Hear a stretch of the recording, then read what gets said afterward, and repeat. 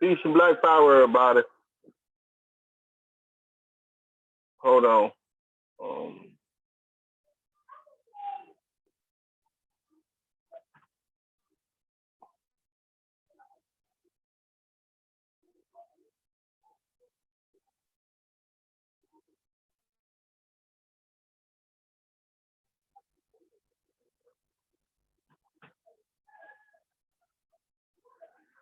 all right, peace and black power, everybody. I want to welcome you to another NCRBGG production. And with that being said, today we're supposed to have a nice show set up for the family. We're going to talk about being born, being African in the United States, and being African in Europe. So y'all bear with me. We should get some guests coming on the show eventually, and we're gonna dive in. But it's a conversation that needs to be had because we need to talk about the dynamic of being African in America and being African in Europe, or the UK or Britain, depending on what part of Europe you're in. But we know that as a conquered people in America that has been enslaved, there's certain things that has happened to us, and we have certain similarities between us and our brothers and sisters in the UK, in Europe, and also what's been going on locally and abroad. So with that being said, I want to thank y'all for taking the time out to be a part of this show. Give us some feedback. Give us thumbs up. Let us know how you think we're doing. But with that being said, how y'all doing today? It's a nice day out here in the neighborhood. It's a nice day to be alive and a nice day to build. Because as African people, we have a lot of challenges that lies ahead. We have a lot of roadblocks that's been put in our way to kind of to try to stop us from progressing. But we're not going to allow that to stop nothing that we have going on. We're going to make sure that y'all give me a second.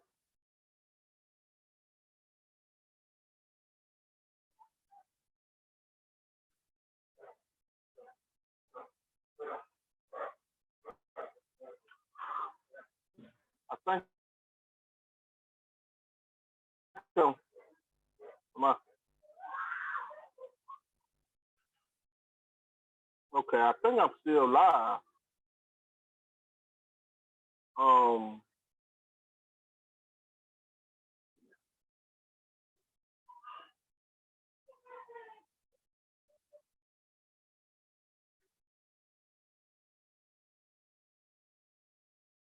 Yeah, I think my internet tried to bug out, y'all. So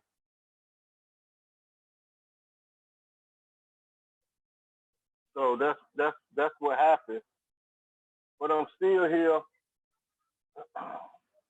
and we're still gonna go about the show. Just got a couple technical difficulties. I think my phone knocked my Wi-Fi off, but it's back on, so we should still be good. But how the family doing, man? Y'all give me a comment. Y'all say something. Let me know what is y'all thoughts. And with that being said, we just wanted to talk to the family and see if we can come up with some solutions regarding what's going on in our prospective countries. So it looked like everything may be coming back online.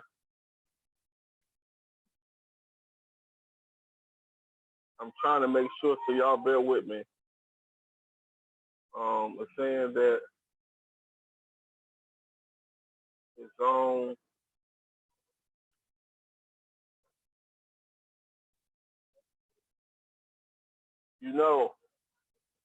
whenever I go live, I always have these problems. But if I record it, it seems like it always goes smooth.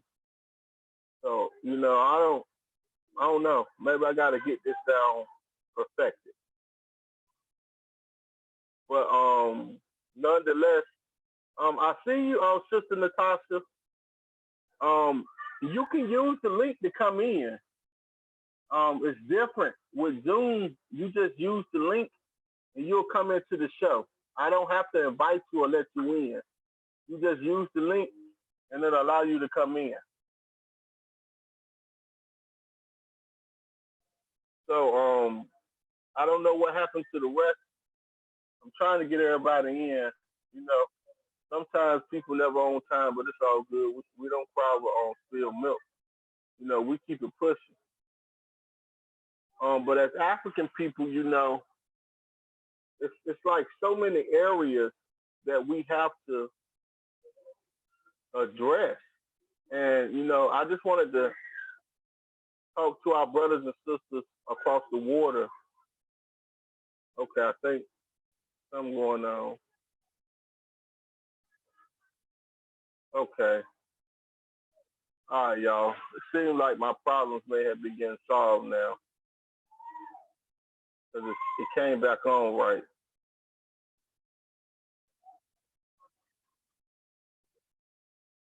But regardless of everything we've been through, we warriors. And with this warrior mentality, we understand that we are in the midst of war. And when you're in the midst of war,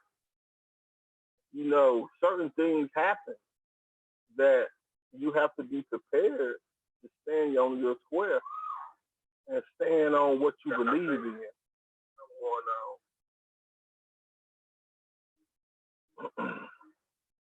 I'm hearing, oh, let me see. I'm getting some backseat.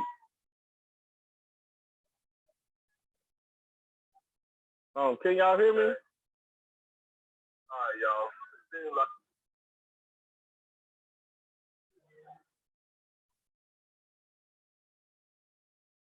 my problems may have been solved now. Oh, okay. I see what's going on. I'm getting a little confused because I see the playback is playing also. So, and I think we're back live again. So let me mute this.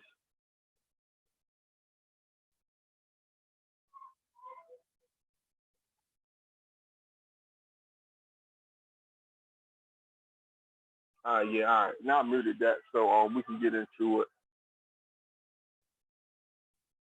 But regardless of everything, y'all bear with me. This live thing, I'm getting it right. With this warrior mentality, we understand that we're in the midst of war.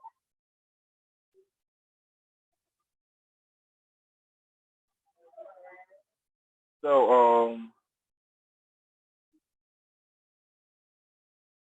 hold on. I got people trying to get in.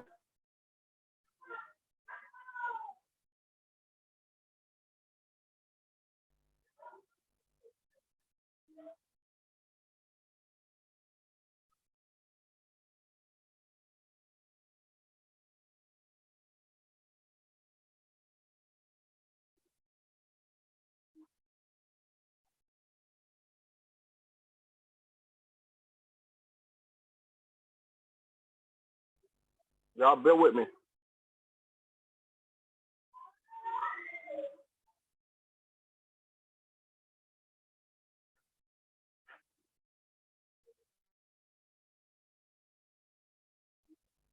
Well, it's a beautiful day, family. Beautiful day in the neighborhood. And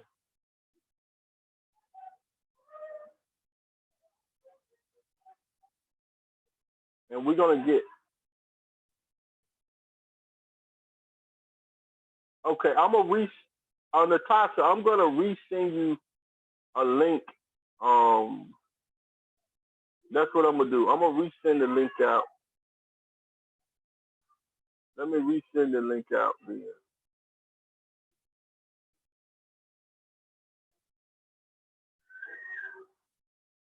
Give me a minute.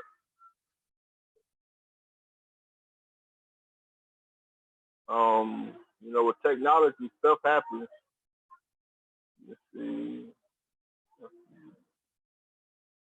And that might be why no one is in, because the link's not working. So let me resend this link out.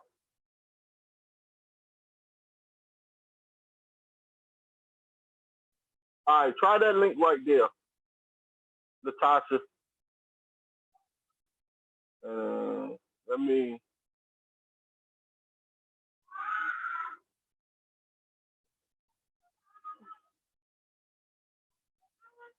Let me see what's going on.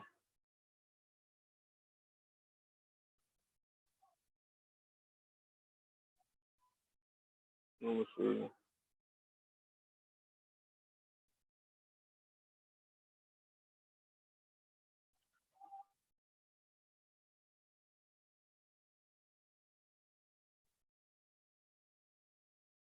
I don't know. Sometimes this stuff do what it want to do. This technology, but we're gonna push through. We're gonna push through. Y'all bear with me. Let me see.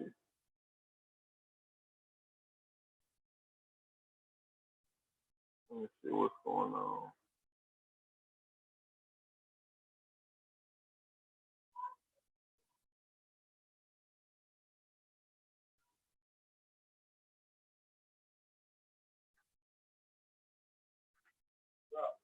Hey, hey.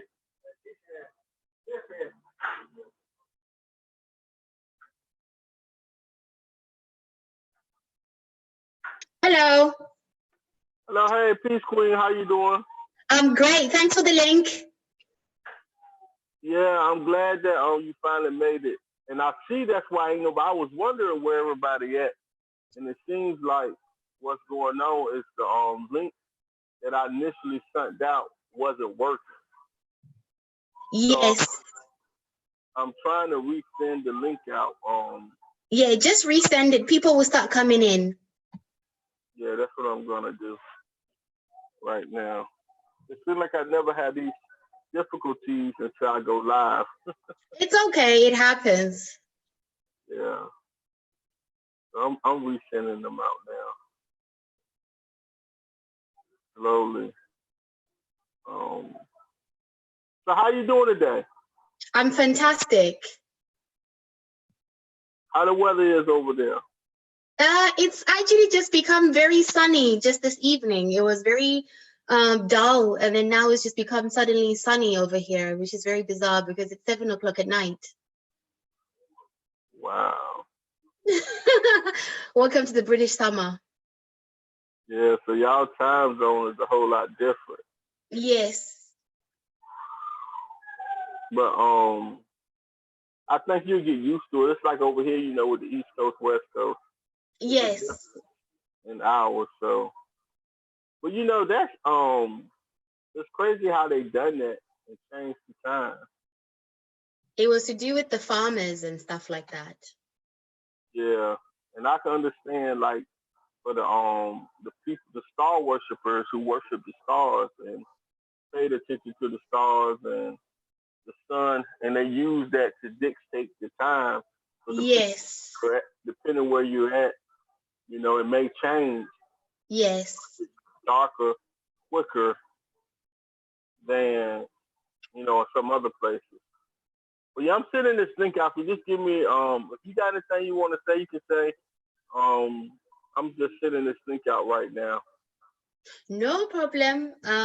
It's going to be interesting to see what it's like, what everybody has to say. I don't know where everybody's coming from, but it's going to be very interesting to see what everybody's got to say about being, you know, African in Britain and being African in the United States. And the funny thing is the accents as well, isn't it? The accents.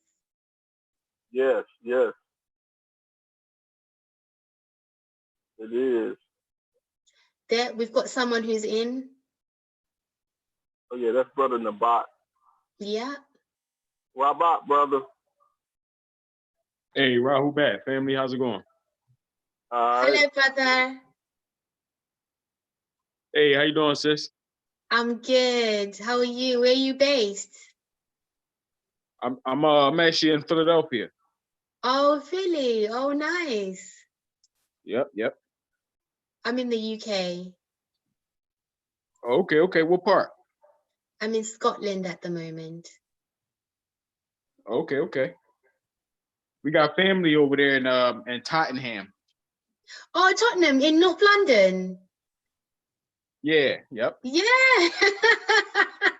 Oh, that's great. That's fantastic. I know where Tottenham is. Yeah. Yep.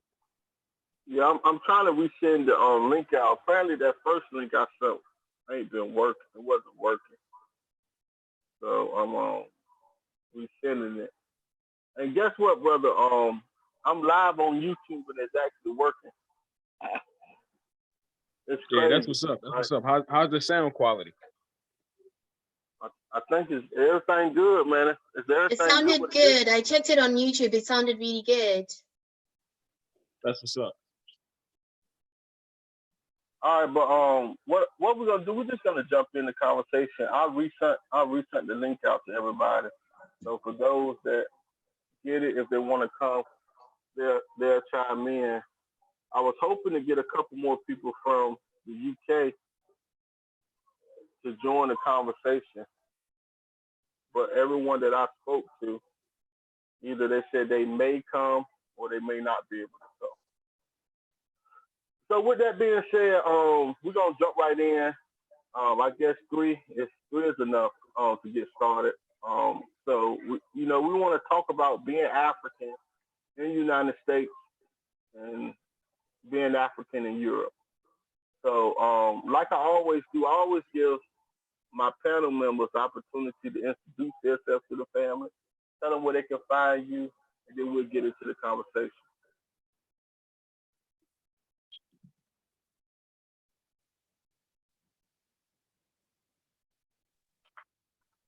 All right, family. So Rahul back. It's your brother in the back, Kafefreye Amunreye. I'm a student teacher out of Philadelphia. Just happy to be a part of the panel tonight. Just looking forward to the discussion. Hi, family. I'm Natasha. I'm originally from Zimbabwe and I now live in the UK since I was a child. And I've grown up in an area called Essex, just near London, as the brother was telling me about his family in Tottenham. I currently live in Scotland and I am supposed to be moving back to London just after this lockdown. And I work in the film industry, but I love African history, and I try by any means to teach people African history. I have a podcast, Power Sessions with Natasha, where I teach African history, and I also have a YouTube channel called Power Sessions with Natasha, where we talk everything African history and the future of Africa.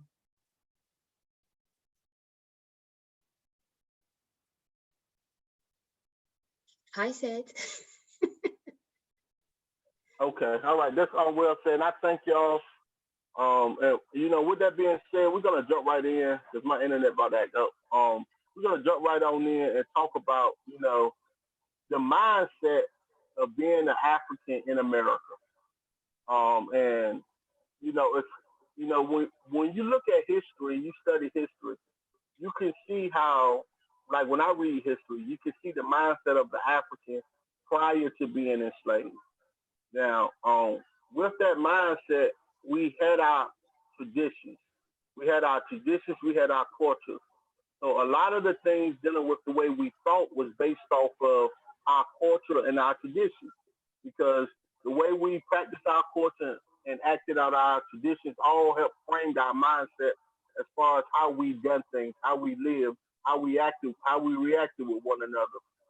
How we dealt with the family structure, how we dealt with diets and eating. All of that was based off our culture and the traditions that we had prior to coming here. So to talk about the Africans in America from my perspective, the only thing I can compare it to is history of what I've been taught about the Africans or the indigenous people prior to the inception of the European or the Europeans bringing us here, right? So now that I have framed that, now we can actually dive in to some of the differences and some of the similarities that I have came up with between us and being a traditional African. So from one off gate, we lost our connection with our culture.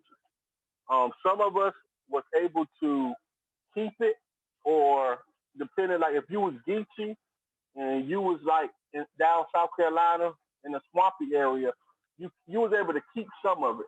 But for the majority, most of us lost that culture because we amalgamated into being an American. So during slavery, like we wasn't able, they took the drums away.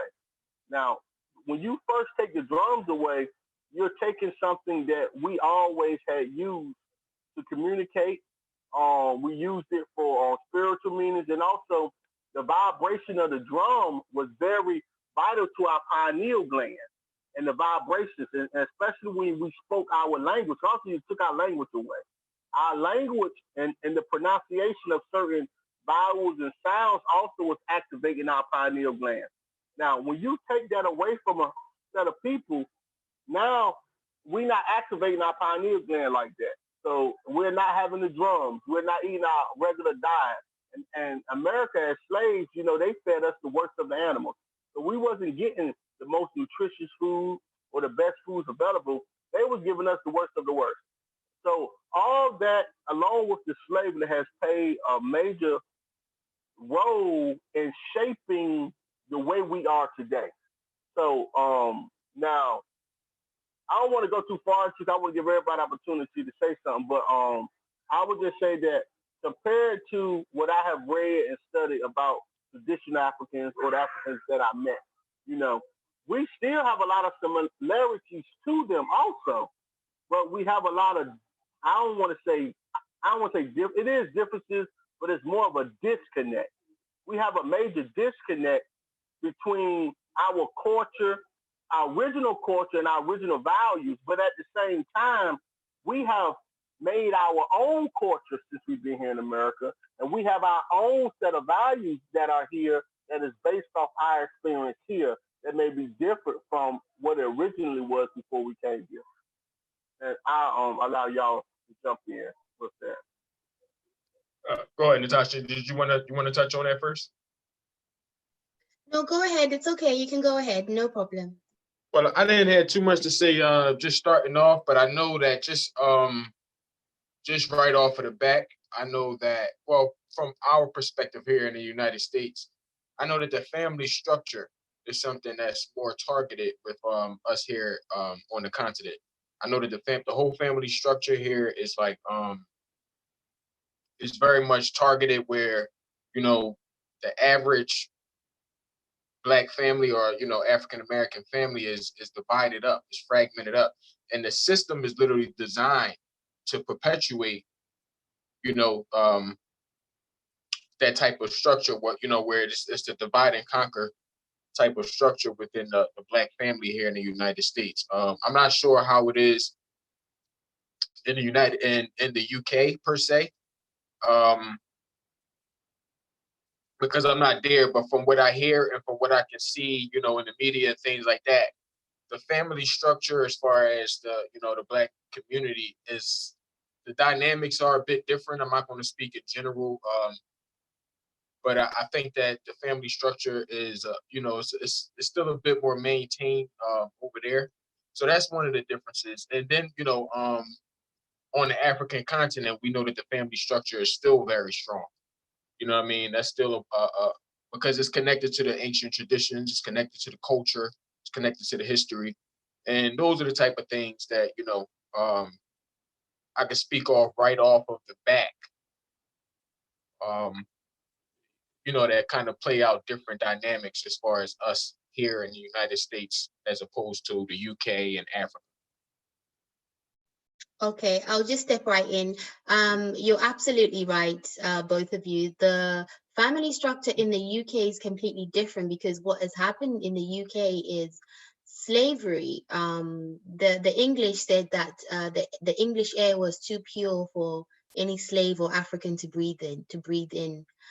So what they did is the transatlantic slavery. Not many slaves actually resided in the UK. They were taken into the Americas, into the Caribbean, and into South America. So what has happened is the Black population that is here has mostly come from West Africa or the Caribbean, Jamaica or the islands.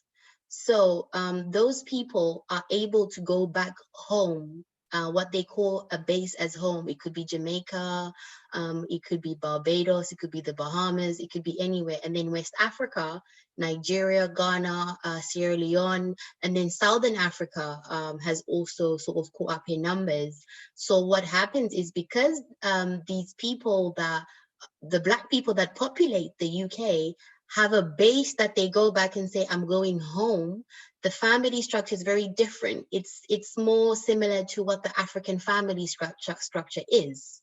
So the family is still very much kept together. However, the biggest problem we have is the Black boys here. The Black boys are emasculated from beginning of society, literally as they enter school. The emasculation of the Black boy is a huge, huge issue in this society. It is the biggest issue that we face. Unfortunately, with migration, what it does is it has its flaws as well.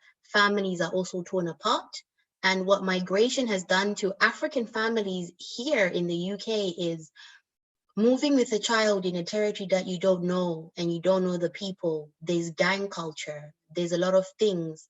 So what you find is certain families or communities have been affected very adversely by knife crime or gang culture, because the families are coming from Africa or the Caribbean and they don't know the culture of where they're going. They don't know the people where they're going, you know? So what has happened with that is sometimes mom will emigrate with the children, or mom will come first, the children will follow, dad will stay behind. That has then fragmented the family unit as well in a different way. That is what I would have to say about the UK.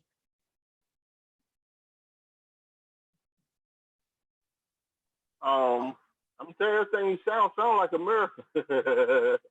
Besides the family structure, like you and the Bot both spoke about, the family structure is different. But you know, even the further down south you are in America, the family structure is a little bit tighter because you know, it's you stay closer together, but then you have some that would decide let's move up north. It's like the late 70s, you know, 60s and 70s.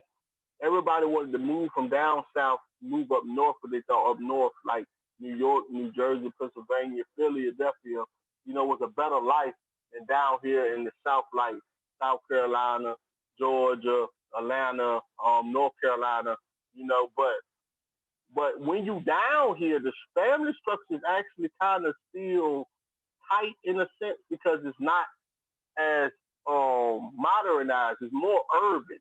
It's more of being in the country. So the family structure is a little bit intact, but it's not as strong as it should be. I would say that. Now with the emasculation of the Black man, they are pushing that heavy here in America. That is like the number one agenda in my eyes because you know the worst thing for a white man to see is an educated, masculine Black man. They are fear. They fear us when we like that because now we go against the status quo, and they understand that that warrior spirit is in us, and that's the biggest fear is the Black man because we can annihilate them genetically. If we're talking about we decide to have sex with their women, you know, if we all decide that we can annihilate their race. So, you know, they have always been aware and consciously afraid of that happening. So now they are pushing I call it the the letter game, you know, LGBT, you know, the letter game, you know, they got their own letters, but they're pushing that real heavy. I think it was Dave Chappelle that called. I forgot what Dave Chappelle called them, but I took it and ran with it, man. The leather, but they got their own little game and they pushing it hard, and you know they're trying to sexually confuse. So went from the alphabet game to now they got this trans, this everything is trans, you know, you transhuman, transsexual. There's so many different trans words. So they are pushing this heavy. But as black men, we have to resist this by all means necessary. And you know, oh, it's an old video. hold on. And with this happening, hey, brother Henry, let me get you to mute your mic real fast, brother. I'm gonna let you in. I got you. But with this, uh, but with this happening, what it's doing is giving pushback because we're getting stronger because we're not gonna have this. A lot of us is at the point where we're not gonna allow what their agenda and what they're trying to do to emasculate the black man. We ain't having that shit. It's like it's just too much. So you know, and as far as loving our black women, we do have a problem in America where you have a lot of successful black men that marry outside of their race. That is a major problem, especially when it comes to the athletes. When it comes to these athletes, now in the as far as in the music industry, it don't seem like it's as bad, but football players, basketball players, like the major athletes, it's like they have that problem. But I think that's also because who they are around and who the agents say is good for their image or good for whatever the image that they're trying to promote. But that is shifting also. It's a big shift in America where we going back. We want our sisters, like we trying to build strong black families, and we always have been doing that. Also, I don't want to make it seem like that's something that we just started doing. We have always been building strong black families, but they may not have been promoting that as much. With that said, I see we got two more guests on the show, and I want to give them an opportunity to introduce themselves. Master U, I mean the two brothers. I'm gonna let y'all mute y'all mic and introduce yourselves. And what we're talking about is being African in America and being African in the UK. And actually, we do have a brother from the continent up here also, so he can weigh in on, you know, some of the differences or similarities that he sees. And with that being said, I'm gonna mute my mic and allow, you know, the other panel members to introduce themselves. Hey, peace, this Master U, out of the wilderness of North America, as we say. I've never been to the UK, so I can't really speak on how things are out there. But a lot of things that Brother Heru said is true. And let me first say this, man. You know, whatever you want to do with your life, that's your life. You do whatever you want to do with it. If you want to go and climb trees or marry who you want to marry, that's to each his own. However, with that being said, if you have a particular ideology that you want to see come to pass, there's certain rules and guidelines that you must follow. If you're going to complain and talk about, you know, white people do this or Chinese people do that, but yet you still go shop in the stores, then, but you don't go support your people, that don't make sense. And if you say that you are pro-black and want to uplift the black community, then what you do should reflect that. So, marrying a black woman or a black man. You get what I'm saying? A lot of times you see on TV, and again, like I said, to each his own. You marry whoever you want to marry, but a lot of times you may see like on TV shows or commercials, you don't necessarily see like a black man and a black woman. That is something that, at least from my perspective, that I rarely see happening. But you will see like a black woman with somebody else, or you know, just different things of that nature. But for me, I have no problem with anybody else. But my whole point, my whole goal is, for me, it's the black woman. You know, for me, it's black children. For me, it's black liberation, and that ain't nothing to take away from anyone else. But it's just that our nation is lacking. You get what I'm saying? We're all spread out, and we all have like our differences on why we don't want to come together and do certain things. So, for me, it's black first. Yeah, that's just pretty much how I feel about it.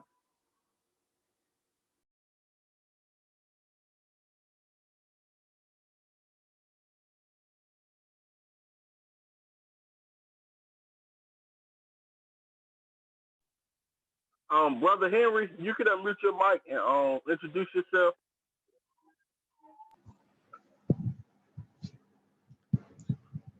Yeah, good evening to the family. How are you? My name is Henry, calling from Ghana. Hi.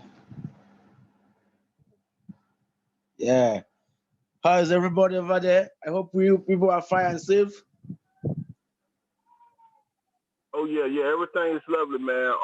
What we're doing, we're talking about the differences between Africans in the UK and Africans in America, and compared to brothers on the continent.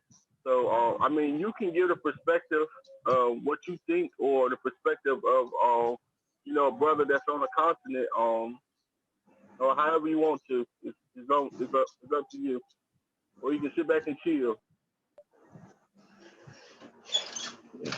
Yeah, okay. Just wait a minute. Wait a minute. I want to see something. See if I can be able to hear you clearly.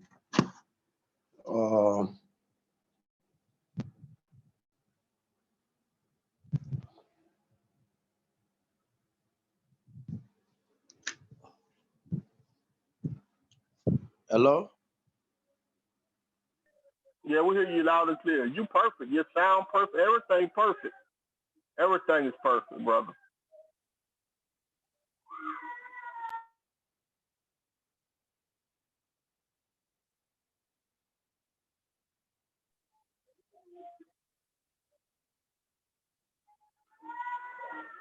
Okay, can you hear me, brother? I don't know if he hey Henry, can you hear me, brother?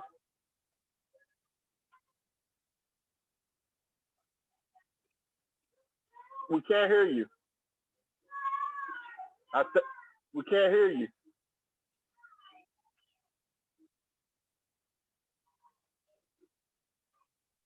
Come. I don't I hear now. Yeah, I can hear better yeah. now. I can hear more better now. Yeah, I can hear better now. It's okay now. Yes. We hear you perfect. You good, just like that. So That's please, perfect. I want to understand. You said the topic of today is the relationship between the Black Americans and Africans and those in UK, right? Yeah, well, we was actually talking about the differences between the Africans on the American continent, the Africans on UK, but you can talk about the similarities, like because you from the continent, so we need to draw off how y'all are on the continent to help, so we can use that to analyze with how we are in America and in the UK, if that makes sense. Yeah. Okay. For my own understanding and what of things here in Africa, Africa is a nice continent in which everybody knows we have different mentality, mostly in terms of culture and religion. Yeah, so in this aspect, everybody makes sure that they practice what they do. Those who believe in Christianity, Muslim, or pagans, and so on and so forth. So for now, the differences between some of us is not much. What I can understand now is that we all are one, are black. Wherever we find ourselves, we are one. There is no much different in that aspect. But when it comes to character, behaviors between those in the Western worlds and those the blacks in American and the blacks in UK and blacks currently in Africa. So when it comes to the behaviors, both of us, we have different behaviors now due to sometimes our jobs and things we do, our source of income in the days of things, maybe like in normal movement time, like forget about the pandemic period. Now a lot of things has been shutting down, a lot of things, churches closed, a lot of things has been a lot of problem we are facing a lot of challenges now in Africa. So, but when you come to in the normal stage of life, when there is something that you can understand, that you will know that Africans here, those who are living in Africa, some of them they go to the farm. But those who in UK and in America, they cannot go to the farms. But when you come to maybe to in a civilized city, like maybe those who are living in a capital city or maybe some nearest developing city in the African continent, they are a little bit also different. But whenever we jam ourselves as black, we always behave one. We have one character. There is no much difference between blacks. Anywhere you see black, black is black. So we have that same love and have the harmony in both of us. And it's very difficult to differentiate ourselves. Maybe when you are walking in the street, being a black American, when you are walking in the capital city or anywhere here in Africa, it's very, very difficult for someone to differentiate you and say, oh, this person is a black American or is a black in UK or whatever. No, no, no. It's not easy to identify the differences based on how we are. We have one body, one mentality, one freedom, one love. So maybe when you make a speech in public, that's when they'll ask you a question. Oh, are you a black African living in America? Or are you which place are you from, but living in social place or UK, so on and so forth. That is how it goes here. Yeah, that's peace there. And that's what we got to get back to, where instead of looking at differences, we can look at the things that unite us. And unity is always better than divisiveness or being divided. Brother Heru, can I add something on to what Henry was saying? Brother, go ahead. Just to piggyback off of what Henry was saying, and also I didn't say hello to everybody. Peace to everyone. I see Sister Natasha in there with her smile on. I see you. We got Brother Nabad in here, intelligent brother. Again, this is nothing to nobody else or no other nation, but for us as Black people in general, you know what I'm saying? Like whenever we see each other, I feel like it should always be a smile, whether you're Jamaican or considered to be African American or you Black from the UK. You know what I'm saying? When we see each other, it should be like that's my family member there. You get what I'm saying? Like a sense of embrace, as a Black woman or a Black child, if they outside in a Black neighborhood, it shouldn't be like, I'm scared somebody gonna kidnap my kids. Like, no, they got family outside. I'm gonna keep my eyes on them because they're my kids, but their families out there. So that person should feel protected. A Black woman shouldn't be walking down the street at night and fear like somebody gonna jump her. If Black men is out there or Black women, she should feel safe. Get what I'm saying? And that's the type of stuff that I'm behind. Again, that's not a disrespect to nobody else or what they do. But I feel like for us, we need to take pride and just have responsibility for ourselves. And in doing so, we have to be able to promote each other. You get what I'm saying? Ain't nothing wrong with shopping at Walmart, whatever it is that you do. But also, if you got a sister over here who's selling shoes or selling T-shirts or got her own hair salon, go by and drop her some love. You get what I'm saying? Go support the homeboy with the corner store up the street. Who cares if it's run down in the bathroom nasty? Walmart got nasty bathrooms. Go support that brother, man. So for me, that's what I'm about. I don't have no knock towards anybody. I don't get mad at a snake for being a snake. I don't care about that stuff. But whatever I can do to help uplift my people, I'm good with it.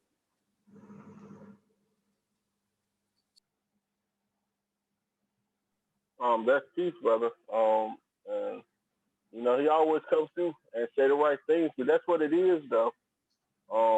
And we at the point now with this COVID thing and what's been going on that like unity has been something that we've been needed here and abroad, but now it's at the point now where it's a must because it's a lot of uncertainty as far as where we're headed.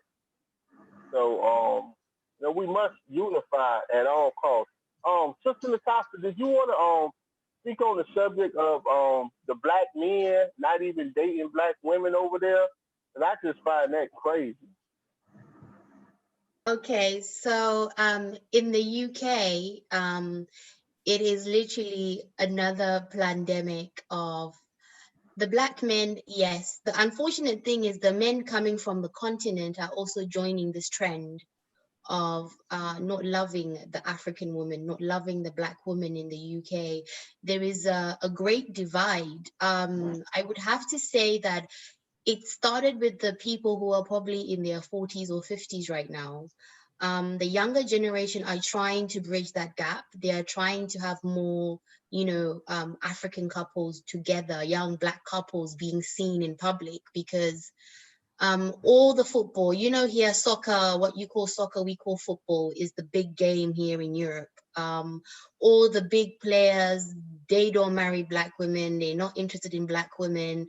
Even to the normal man who's successful, just a normal Black man who probably even doesn't have anything, to be seen with a Black woman is just not the done thing for a very, very, very long time here in the UK. And the saddest thing is the men coming from the continent who move over here are joining into that. And there's this whole thing where the white woman is better than the Black woman.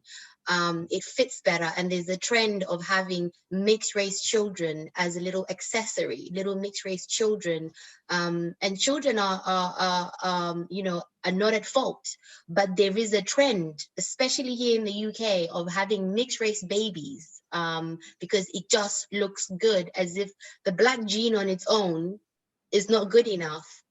So there is a great divide to that.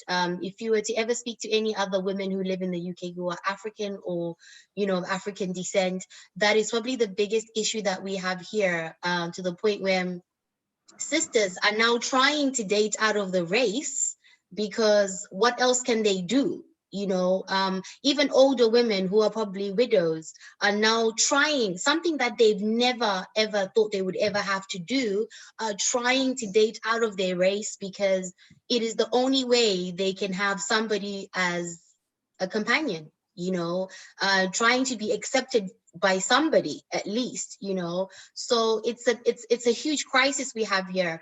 But the funny thing is, with me personally, I'm just like our brother Master Yu, who said it doesn't bother him what anybody does. What I don't understand is even if you date outside your race, what I don't understand is those relationships will need the most undivided type of love that I don't know what kind of love you're going to need to make it work. Because when you are entering those relationships, for a lot of Black men over here, it's because they hate themselves.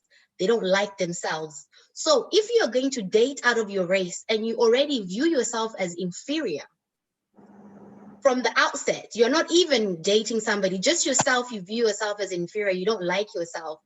How is it then that you're going to date somebody who's not of your race, and that is a genuine love that you apparently share? I don't understand that whole dynamic. But Black men over here are putting themselves in those dynamics. And the worst thing is, the only time that they realize that they are Black is when they split up with those women, and Karen will always act like a Karen, because Karen will call the cops on you. She would also realize you are Black. She's going to have you arrested. She's going to cry wolf to the police. And let me tell you, the courts will never favor you because you're a Black man. And there is an epidemic of a lot of Black men who go through these with their white women. And then all of a sudden, they see a sister like me and they say, oh, this happened to me. Now I want to date Black women, as if we're a sub race that when you are now burnt and you've learned your lesson, you want to come back and date and be with. We are not that. Black women are not that. We should be the people that you should be looking at as the epitome of beauty, the epitome of, you come from a Black woman. How can you hate a Black woman? So you have these dynamics in the UK, and it's spread. It's not even the footballers, it's not even the rich people. To the normal everyday guy, they are doing this. And then we have the entrapment of, I need a visa, I need a British passport, I need a European passport, where the African guys are targeting European women and going, well, it's easy. But they end up having children with them. They end up being tied to them. Their families now are involved with these people. And let me tell you, people are not afraid to do that. They're not afraid to do that. It is a sad state of affairs in the UK, if I must say. If this offends anybody who's going to watch from the UK, I don't care, because I'm telling the truth. And if it offends you, it means you know the status quo and you don't want it to be revealed. I find Black men in the UK have been appeased with a certain level of, we are not as brutal towards you. We are not a certain way towards you, but a Black couple is a little bit too much. It's a little bit too powerful. It's a little bit too, you know, power together. We mustn't see that too much. And to fight for the Black woman has been made as if it's a hard job for the Black man. So what do? They take the easy way out. They go into the relationships that they find. They don't have to fight together as a couple. She doesn't have to fight for him, but he'll do anything to be with her and fight for her. Because why? The white woman in society is highly, highly protected. Look at Emmett Till. How many cases are we going to go through and talk about? But the Black woman, who's protecting her? Nobody. Because it's not an easy option to be a Black couple together. It is the most amazing thing to be together. But I mean, this is my piece on relationships in the UK.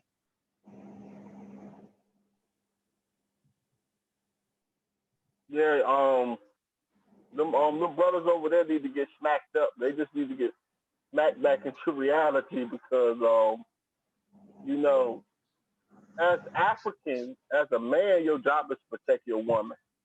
So we have a woman up here that's basically saying that the Black man over there in the UK has abandoned the Black woman, basically leaving her out to dry. And they ought to be ashamed of themselves and need to be smacked into reality. With that being said, you have that dynamic over here, but not that bad. It ain't that bad over here because we love ourselves and sisters. Let me tell you something. Like, because because you brought up the interracial thing and the children aspect of it. So can you imagine having conversations about some of the stuff that's going on when you got an interracial marriage or interracial relationship? When the cops shoot somebody down like they did the brother down there in Georgia. Can you imagine that conversation?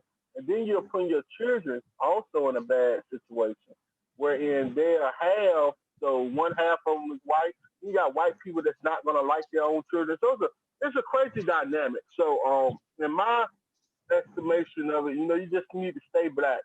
But we have been taught this thing because when you watch TV, everything white is right. You know what I'm saying? So all the models, all the good looking people got straight hair.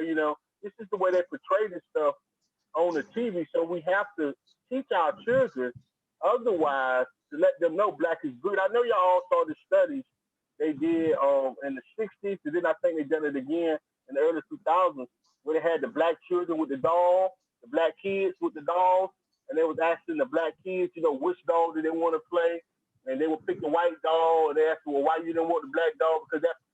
Because they had already been taught the stereotypeness of being Black by television, by watching TV. So that dynamic is here, but it ain't that bad. I know the brothers y'all can jump in.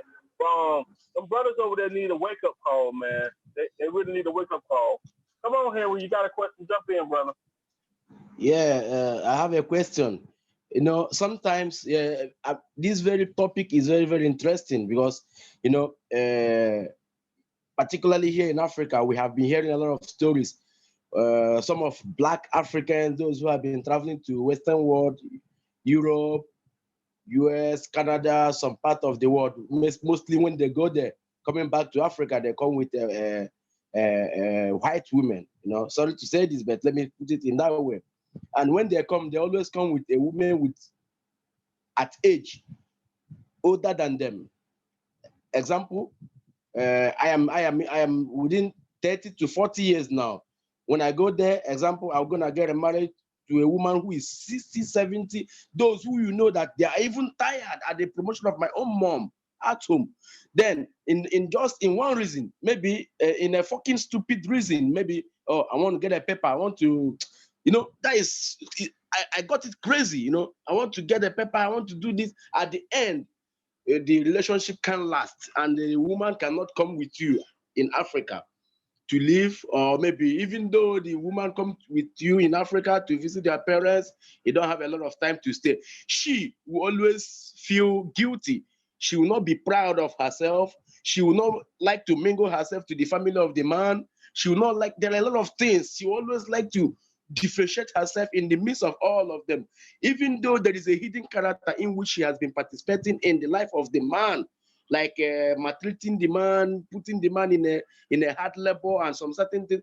She will always try to bring it out in the main face of the family. Even though she comes to Africa with her, she will prove it to you that, oh, this is how she is. But the man will be like someone who is in a slave cage, but she can't let you go. She can never let the man go.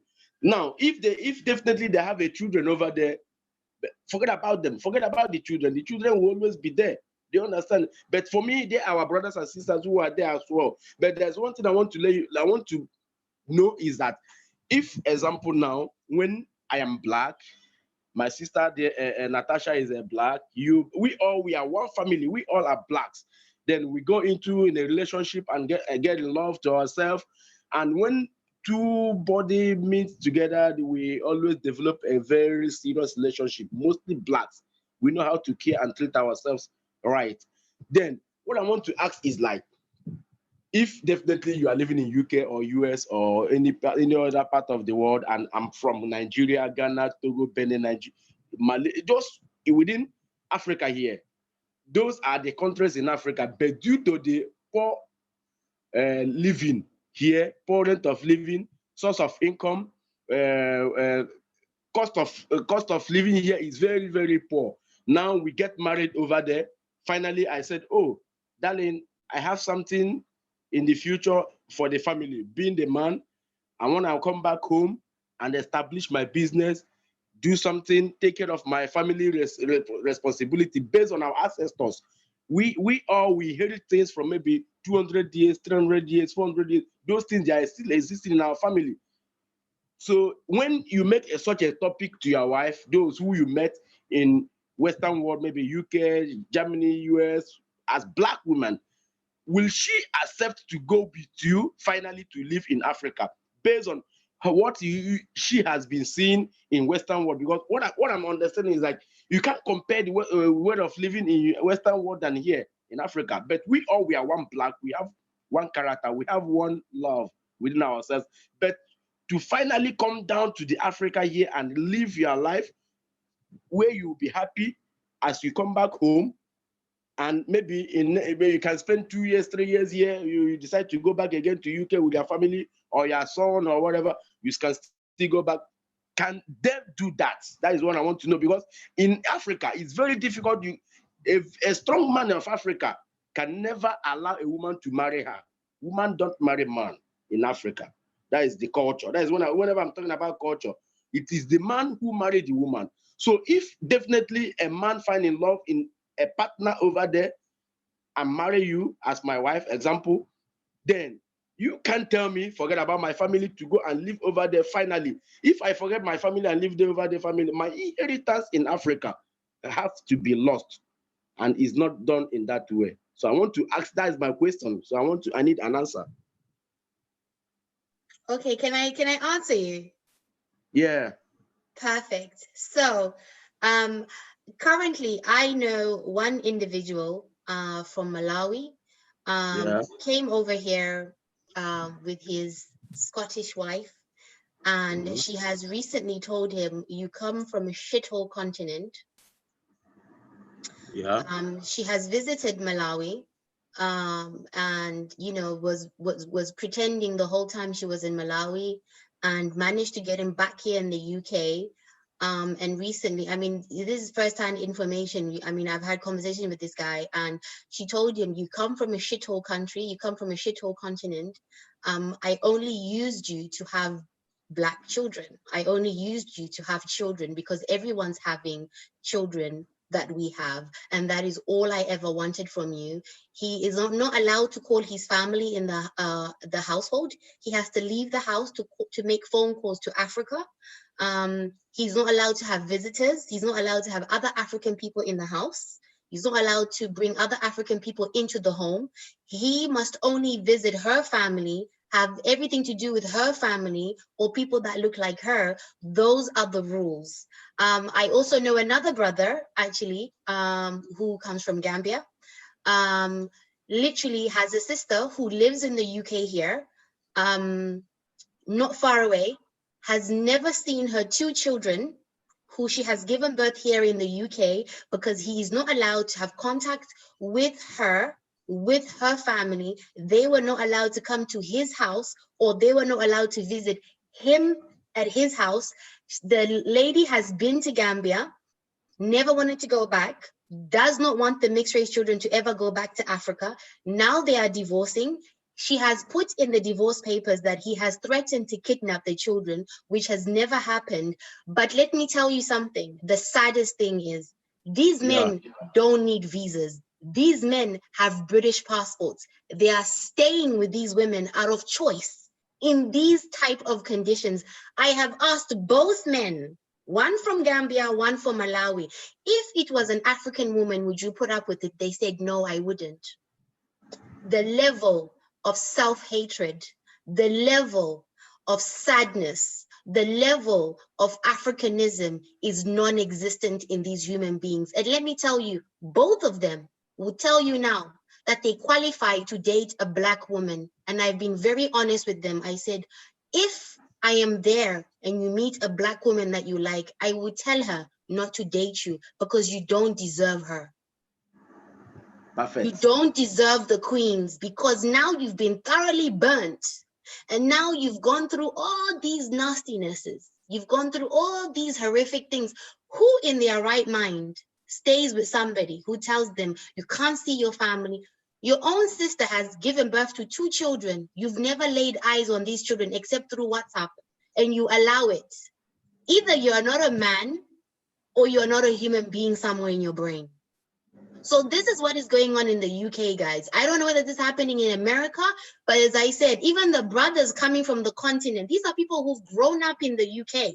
They are not arriving 2 years ago or 5 years ago. These are people who've been in the UK 10, 15, 20 years doing these kind of things.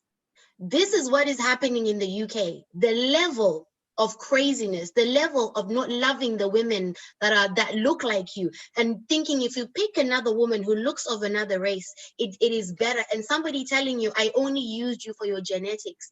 We are allowing them to live longer as a race the more we breed with them. We are allowing them to dictate whatever they want to say to us. Me in the UK, I'll tell you my personal experience. I could go to a T-Mobile shop today. I could go to a bar today. I could go anywhere, to the cinema. Any white woman or any woman of any other race, if they are dating a Black man, they feel the need to tell me.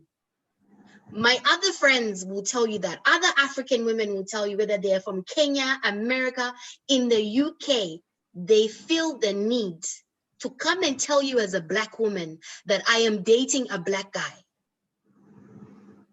Please, brothers, take the platform. It is not normal. This is literally happening in the UK. They feel the need to come and tell us as Black women, I am dating a Black guy. What has that got to do with us?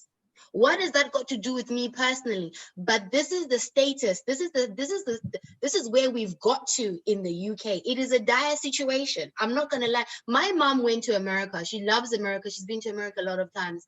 She told me when she came back, you need to move to America and then move back to Africa. I was like, why? She was like, they would love you in America with the way that you think. Genuinely, my own mother, because she sees the UK, what it's like for a young Black woman, or just Black women in general. Take the floor. I think I've said enough. Yeah, good. Yeah, I understand what you are saying. That is nice. That is nice.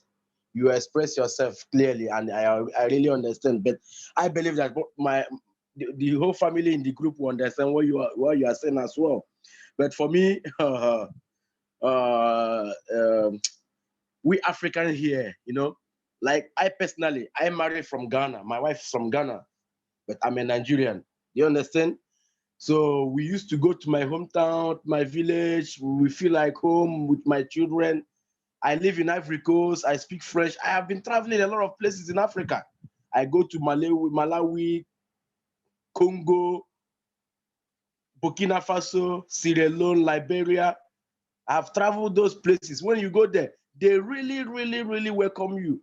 People you don't know. If I tell you the kind of some mud houses, some like, oh, come on, you say, bros, are there people living here? They will go with you to the stream, you go fetch firewood, some, you know, some fucking things where you, to catch fun, you feel like you travel, you enjoy them. Their ladies will like to follow you, even though you're from any other continent, as long as you're from Africa, they will like to follow you. They will even be proud to go with you and live peacefully in your home, in your country where you are going. But when they pick our girls here in Africa, the white ladies, when they pick them here, our boys or our girls, oh, my sister, forget about them. I have one. They picked the guy here from here to Australia. Till today, the guy is not giving any good record in their home. We are here doing our, no matter, even though when we wake up in the morning, the sun will hit us in high rates here. We'll be sweating. A lot of the weather is so hot. You messed up in types of things you are doing, but you maintain it. Make sure you take your bath very well, maybe 3 times daily or 4 times. Concentrate on your hustling, but at least when you come back home, there is peace in your home. Your wife is a black like you. I am black like her. We enjoy ourselves. Oh, you know, it's different. You can't give me condition that somebody like this cannot be visiting me. It's not nice. It can't be done in that way. We have to have freedom. Freedom of speech, freedom of living, a lot of things have to be done. So in this modern generation, we are in 21st century.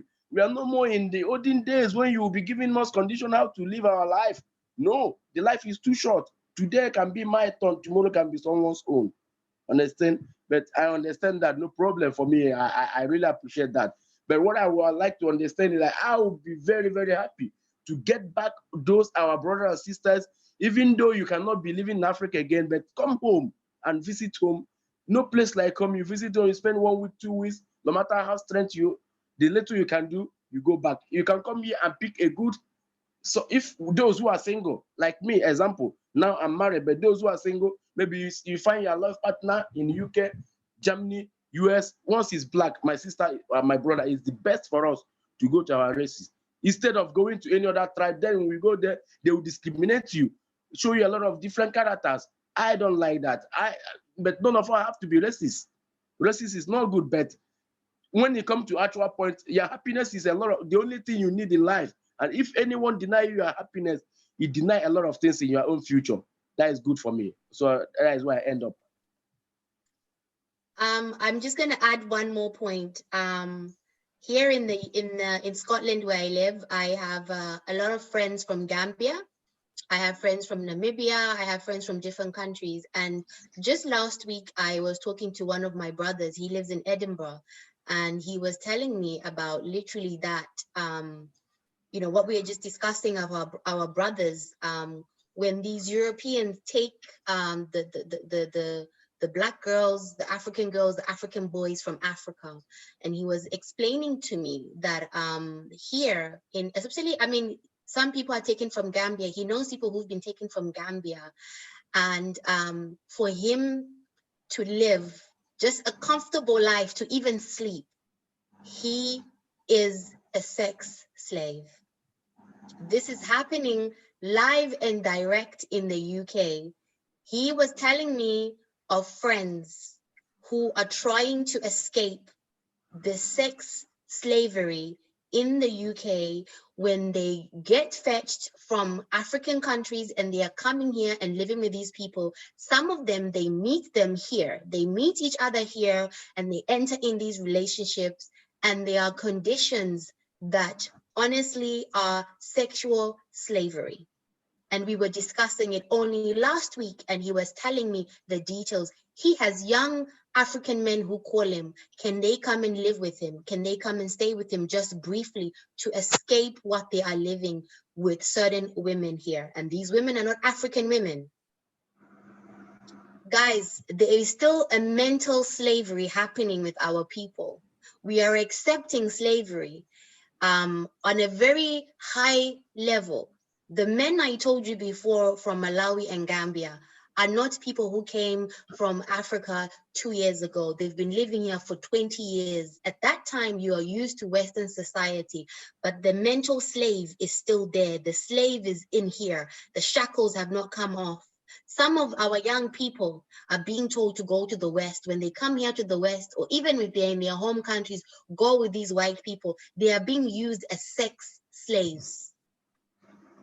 These are our men, our own men, African men. And we see a lot of things here in the UK. The UK is an island. It's not as big as America. So news travels very fast in the UK. Things travel very fast. You could be, I'm Zimbabwean. I could be Zimbabwean. If somebody in the Nigerian, Ghanaian community, wherever you are, things spread very fast here. It's an island. People get to know things very quickly, you know? So even if there's something that needs to be done, people can hear about it very quickly. And here we see a lot of crazy things. And it all pertains to not loving each other, not having enough love for each other, always believing the other race, the other is above ourselves.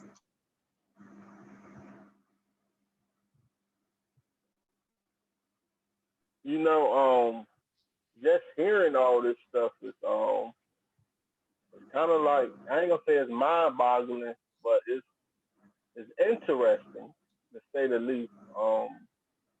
And you know, I'm sorry that you have to experience what you're experiencing. I'm sorry for the brothers from the continent that's accepting it, or those in the UK, you know, but hey, pack your things, come to America. You'll be all right. you can believe that. You come over here, I'm telling you. You know, it's interesting. It's very interesting, and it's sad. But like you say, if they're allowing it, and you don't know their circumstances, but the fact that they're allowing it. But something that y'all talk about is, you know, they not being comfortable to going to Africa, going to where you know they come from, especially the African men.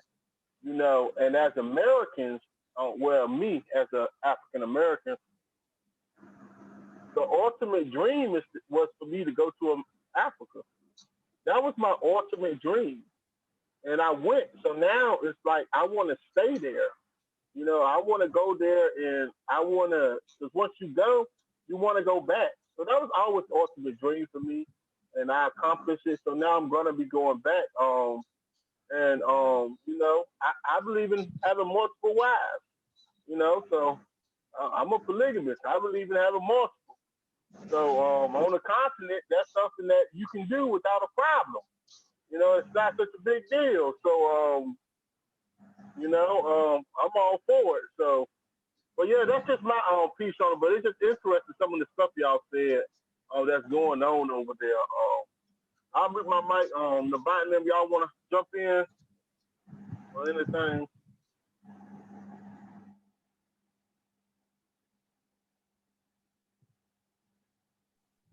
Does anyone else want to jump in? Because I don't want to sound like I'm taking over.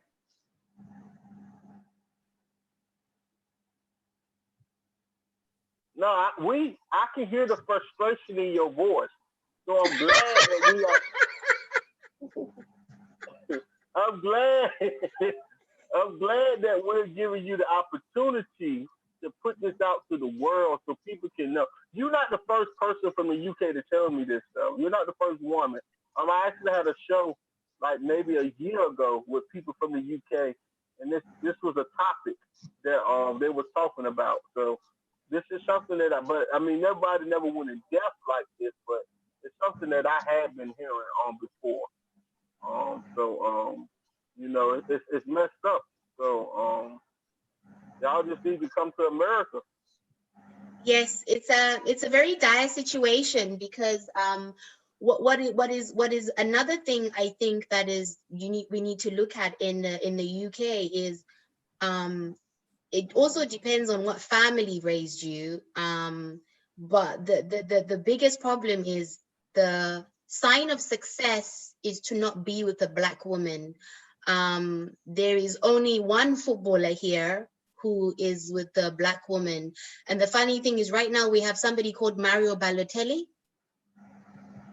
Yeah, I know him. He's an Italian footballer who's calling for all Africans to build a stadium. I admire him for that, but he doesn't even love Black women.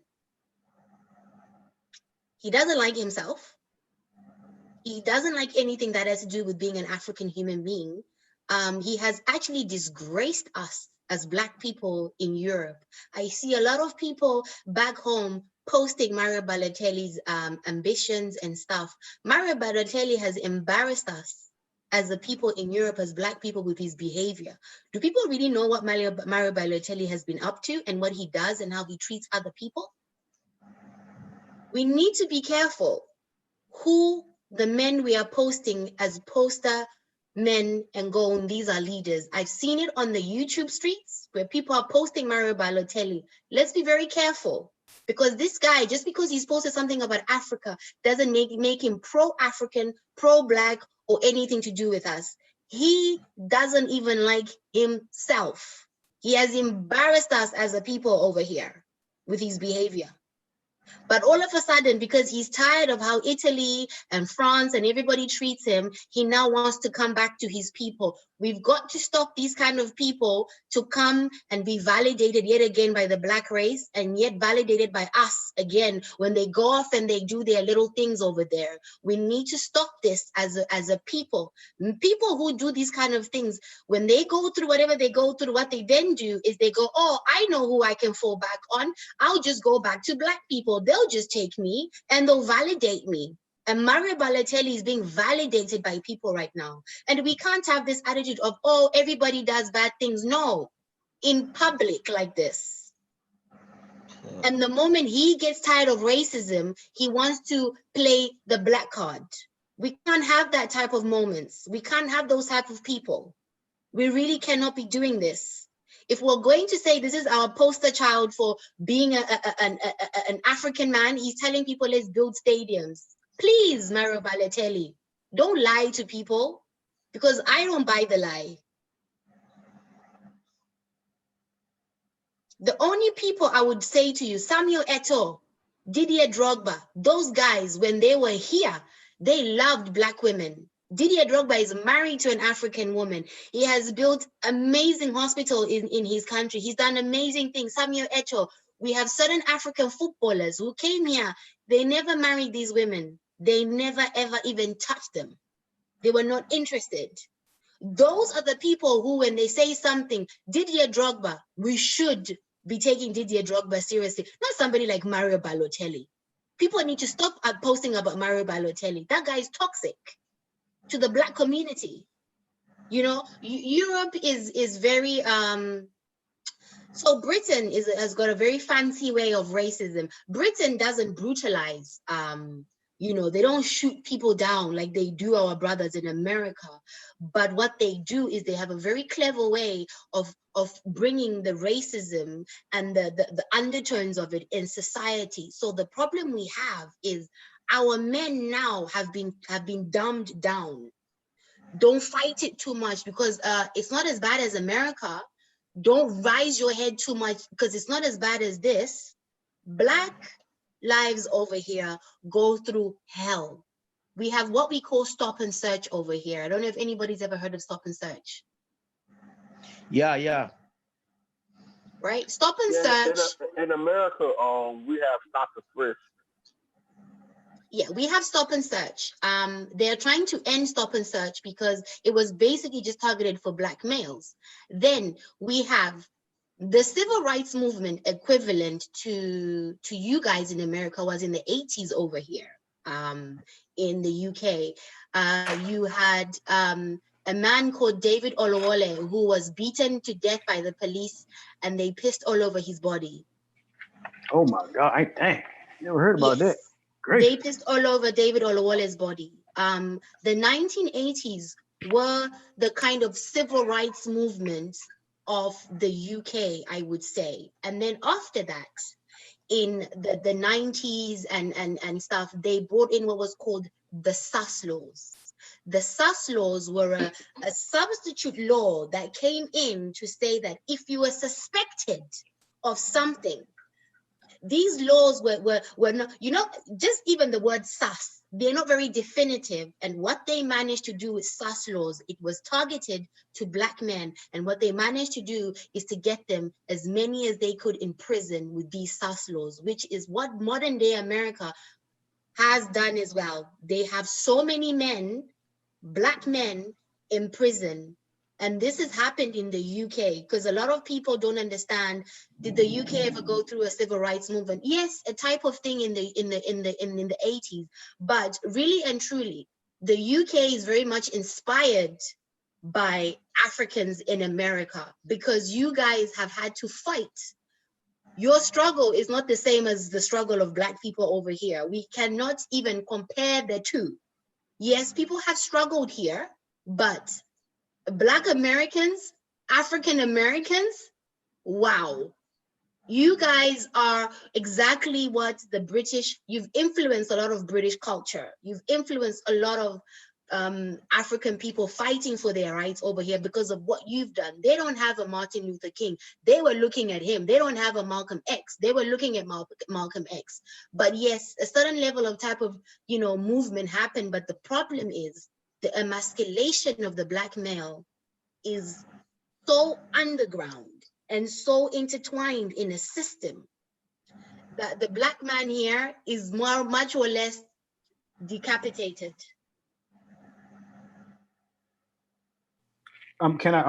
This master, you want to talk about some things that the sister was hitting on, you know, about the civil rights movements and things of that nature. Thank you, just for what you said about African Americans over here in the in America. You know, one thing I would definitely say is, you know, going back to what I said earlier.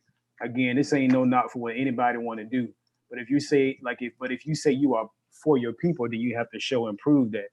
And so, like, whatever it takes, I know Brother Set Heru, you know, does whatever he can in terms of politics. You know, everybody's not going to be a warrior out on the front lines, or sometimes it may take for us to be a lawyer and somebody say, you know what, I know these things particularly happen in this particular neighborhood or in this particular jurisdiction. What can I do to kind of help lend a hand? And I think Henry alluded to this the other day or last night before on the meeting. Like, we're all brothers and sisters, one way or another, regardless of what our religion is or where you was born at, whatever it is. Like, that's my family, that's my aunt, that's my sister, that's my niece, that's my nephew, or whatever it is. And so when you bleed, like, I should feel that, and whatever I can do to support that, I should be able to support that. If you see one of your Black brothers get gunned down in the street, or your Black sisters get gunned down in the street, you owe it to yourself to figure out, why did it happen? Like, why did it happen? And then what makes you think it was right to do so? And the issue of it is because we are so separated that it's easy to attack us. It's like a lone wolf. It's easy to beat a lone wolf. You get what I'm saying? You don't have to be that strong. Just enough of you all come together, you can take it down. And that's with us. There's so many odds against us. Even we are against us. You get what I'm saying? And so we are so individualistic as opposed to coming together. And for us, our stronghold is under unification. And under unification, then this is just my perspective, everything will change if we become unified. It's point blank, period. We don't have to have the same religion or anything like that. We just have to have an ideology. And that ideology is that you are my brother, you are my sister, point blank, period. I don't care what our differences is. I don't care. I don't care about that. I don't care what you were. I don't care about that. You're my brother and you're my sister, or you're my elder, whatever it is. So we all come underneath this umbrella or this ideology to move our culture forward. This ain't got nothing to do with no other race or creed, whatever it is. No, we ain't hating y'all. Everything you do what you do. You get what I'm saying? But as far as for me or whatever it is, I need to do whatever I can to push my people forward. And once you get people to agree on that, and they're sold out on it, then you begin to see things change, because that ideology begins to become imprinted and implanted on who they are. It becomes a way of life. It becomes their culture. And so then when it comes to like a Black man and a Black woman, they have certain things put into them because they are taught certain things as a child. So with the moment they come out of the womb, they're reading Black comic books. You can read Superman, all this other stuff. That's great. That's cool. But you have to be able to see your people doing great things. You're being taught about Queen Zinga. You're being taught about Edward Bouchette. You get what I'm saying? You're being taught about, Father Law, Malcolm X. You being Harriet, all different, Black powerful people, and not just people who have dead and gone, people who are now still living, doing great things. The Black man who owns a corner store. You get what I'm saying? Like, you begin to uplift those people, and so then within your immediate household, there becomes like a sense of Black pride. You get what I'm saying? It's not that I hate anybody else, but I have a sense of Black pride within my household. And then when I leave my household, now that sense of empowerment that you have begins to spread to your friends. And if each household began to do that, I know things would change for us. But again, we let the smallest difference separate us. We would say, well, I don't like him because he African. They don't like me. Or he light skinned, so I don't even care. Or she all natural. Or she get a perm. Or she still wearing that Arab weave. You get what? It's little smarts. Like, seriously, this dude just got shot by. Come on, man.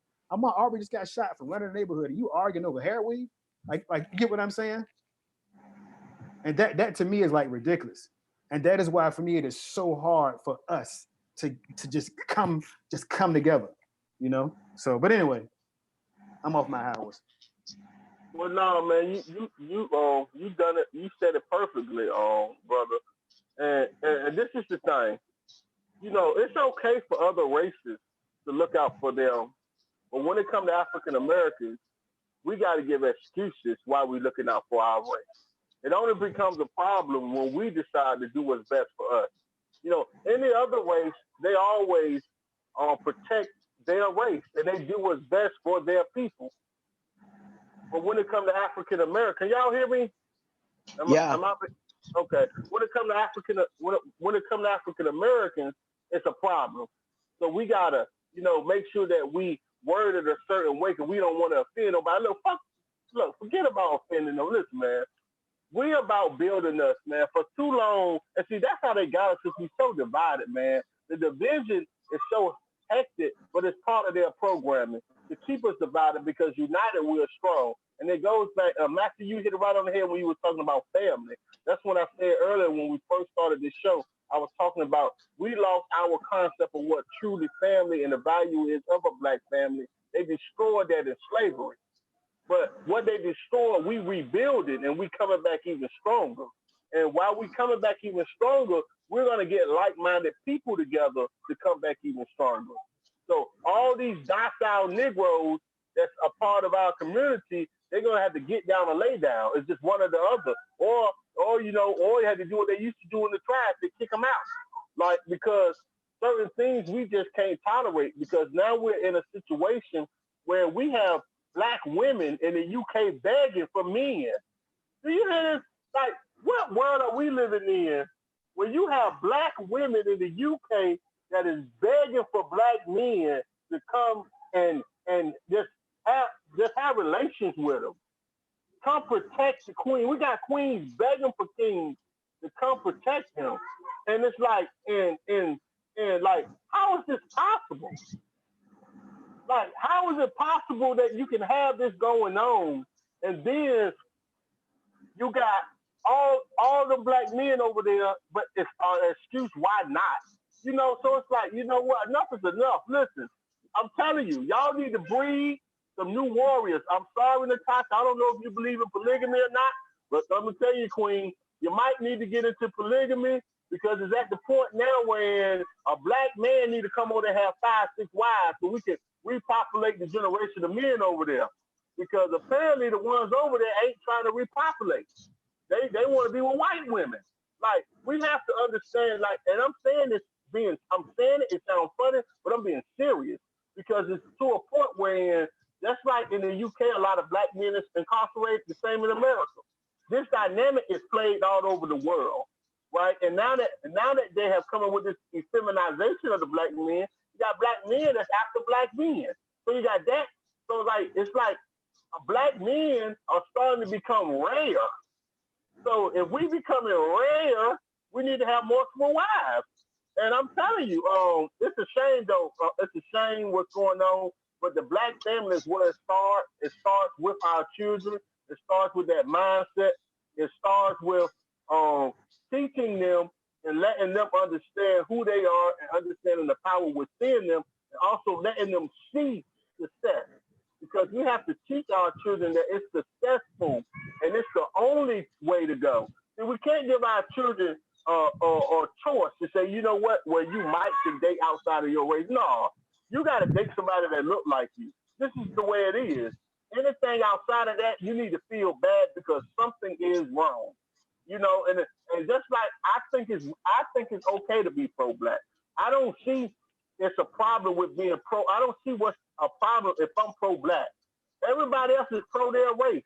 So why can't we be pro our race?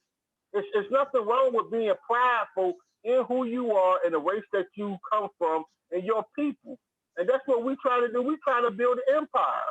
Like when the Europeans came over here to America, they didn't care about the Indians. They didn't care about how they felt. They came over here to conquer. They came over here to build and destroy and build up their so-called empire. And they won't be nice about it. They won't, oh, well, I don't want to step on your feelings. I don't want to make you feel bad. They didn't care. They gave them people smallpox. They killed them. They were wiping them all out. They didn't care.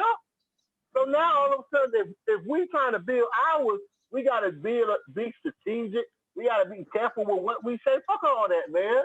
This is wartime. And with that being said, we have to understand that, man. We just have to understand that and act accordingly. And I'm telling you, like, I don't know what to say what's going on. Maybe it's the water over there. I don't know. What kind of food y'all eating over there? What's in the diet over there? I don't know. I thought y'all eat better than we do over there. I mean, I don't know. Okay, yeah. That for what Master Yu, I think, Master Yu, he made a point there in which I picked some of the points in his statement. We blacks, we have to be more united. That is what I'm understanding. Most of the blacks all over the world, we are not in a form of maybe to join together in a meeting like this. You understand what you understand what I'm saying? To be in a group, in a meeting, when we link ourselves together and care for ourselves, know how we are, and create job opportunity for ourselves, that will help us to reduce a lot of embarrassment in the desperate, like meeting some people. Maybe from today, I might be say, okay, yeah, I'm traveling, I want to go to UK or Germany or US. Then going there, maybe I'll meet a fellow blacks brother or sister. Hi, the black brother will just, he will just wave at me, he will not put me in consideration. Then I'll be frustrated. Maybe the little money with me in the hotel room or whatever has finished. So who will I go and look after? I'll go and look for a white man or white woman to go and also in order to work in a little shop or company or whatever I can work to get some money. So when they see the different in me and indifferent in them, they will like to make sure that they will put us in a condition where either you like it or you don't like it. You have to obey the law and follow what the instruction they gave to you. Like those who has been exploiting them from South Africa, all those in Namibia, Malay, all those places to go and do a sex contract, those things, is due to a condition. I understand what they are going on there, but due to a condition. But if we blacks, because we have a lot of blacks all over the world who have made it in life, who can create job opportunity. When you create a lot of job opportunity, you don't need to employ. I'm not going to be racist, but I'm going to make a point in a view which we can look at it and understand what we want to do to fight it together and stop racism. So when you create a good job opportunity for ourselves and get a lot of employment for ourselves, so it will be very easy for us to make sure that we control the little we have, and it will help us to reduce the way we go out in the public and feel embarrassed. Like what you said about Samuel Eto'o. Samuel Eto'o is a man which here in Africa, we know him very well. Didier Drogba the same way. Those are the African legends. JJ Okocha in Nigeria, Kanu Nwankwo, understand? Yeah, those are the legends of Africa. When you come to Ghana here, you are talking about Stephen Appiah. You are talking about those men. There are a lot of people. So when you see those people, you know that they go and they fight for Africa, they come back home with their respect and dignity. So in this aspect, what you have to do whenever you see your fellow brother, sister, being a black in Western world, anywhere, appreciate him or her. Welcome the person the way you can do. If there is any service you can render to them, we render it to them. It's not mandatory that you have to be going to them. Those who don't value you, those who took you as a slave. Do you understand? So you have to know how you mingle yourself and how you walk. I am particularly, I'm a Biafran man. Those who know about Biafran war, the civil war, those wars that caused by British, but we ignore it. I'm been in that aspect. We ignore it. We keep on fighting. We keep on going. We have meetings. As I'm here as a black man in Africa, I have a lot of meetings I attend monthly, weekly, based on those meetings are my brothers and sisters. We all are the same blacks. Do you understand? Whenever we have problem, we know how to tackle it within ourselves. We don't fight anymore. We don't allow our family to collapse.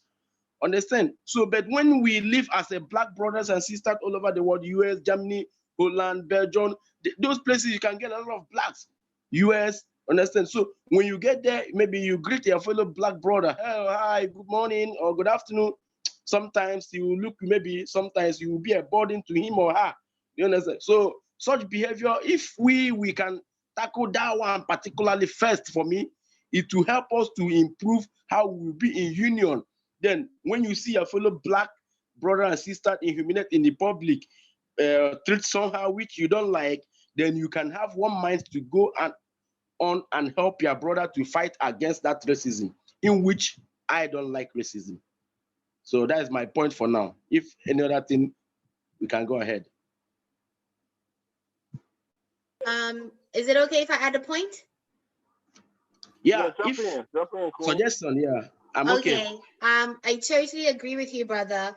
What I think the problem is, we as a people, whether we're in the diaspora or continent, we need to work towards having our own industrial revolution. We have to have our own industrial, and industrial means manufacturing. It means bringing our stuff, creating our own industries. The problem we have is slavery and colonization. What they did is they fueled the demand for their industrial revolution. We built their industry through demand. Before they even started doing slave trade, what they did is they came and they offered our people, oh, you know, we bring this from Europe. We can exchange this for that. And what they did is they replaced the local goods in Africa for what?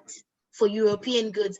But that mentality has not gone away, because people on the continent still believe somewhere in the West there's something greener, there's something better. It still hasn't. We still think the commodity in the Western world is superior to our own local commodity. It's not.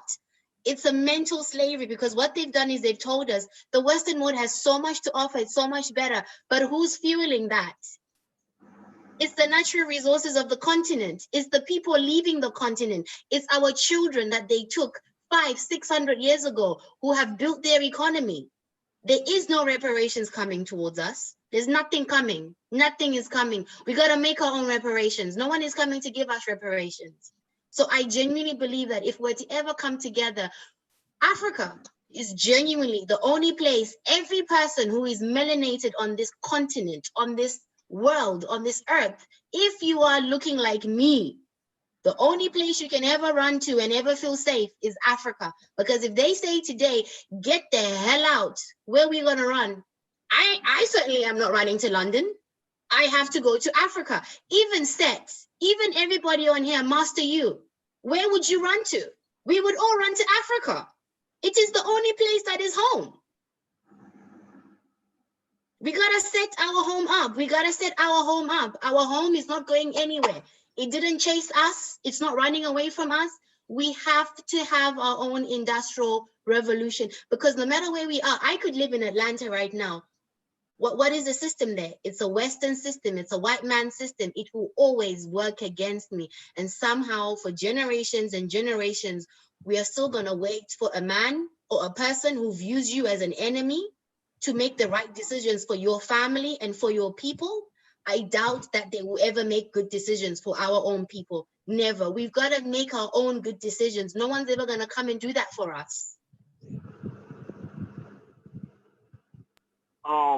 I see we got brother Neb that's got on the show. Just got in. Peace, brother. I want to give you the opportunity. I'm with your mic. Say hi to the family, man. You know, we just discussed Africans in America and Africans in the UK and Africans on the continent. Peace, everybody. I'm sorry for being a little late and everything. Taking things around the house. Just got off work. But we definitely need a connection.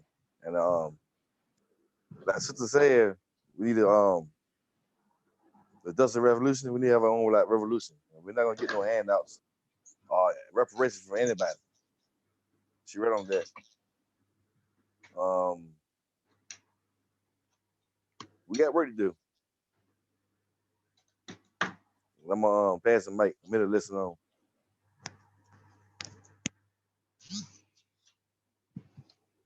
Yeah, the one thing that I'm gonna say, as African Americans though, America is ours also.